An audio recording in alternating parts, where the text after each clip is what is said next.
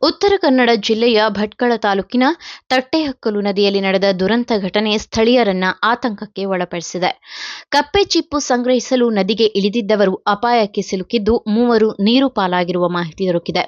ಘಟನೆಯಲ್ಲಿ ಒಟ್ಟು 11 ಮಂದಿ ಸೇರಿ ನದಿಗೆ ತೆರಳಿದ್ದರೆಂದು ತಿಳಿದುಬಂದಿದೆ.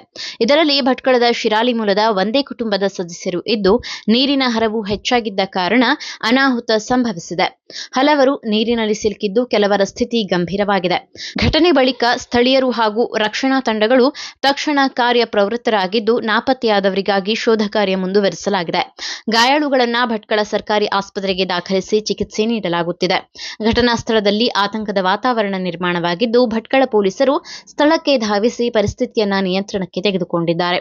ಒಂದೇ ಕುಟುಂಬದ ಸದಸ್ಯರು ಭಾಗಿಯಾಗಿರುವ ಹಿನ್ನೆಲೆ ಗ್ರಾಮದಲ್ಲಿ ದುಃಖದ ನೆರಳು ಆವರಿಸಿದೆ. ನೀವು ಸಣ್ಣ ಆಗ್ಬೇಕಲ್ವಾ? ಅದು ಒಂದು ಉತ್ತಮ ಆಹಾರದಿಂದ ಸಣ್ಣ ಆಗ್ಬೇಕಲ್ವಾ? ಪ್ರತಿದಿನ ನಮ್ಮ ಜೀನಿ ಸ್ಲಿಮ್ ನ ಯೂಸ್ ಮಾಡಿ ಯಾವುದೇ ಸೈಡ್ ಎಫೆಕ್ಟ್ ಇಲ್ದಂಗೆ ನೀವು ಸಣ್ಣ ಆಗ್ತೀರಾ.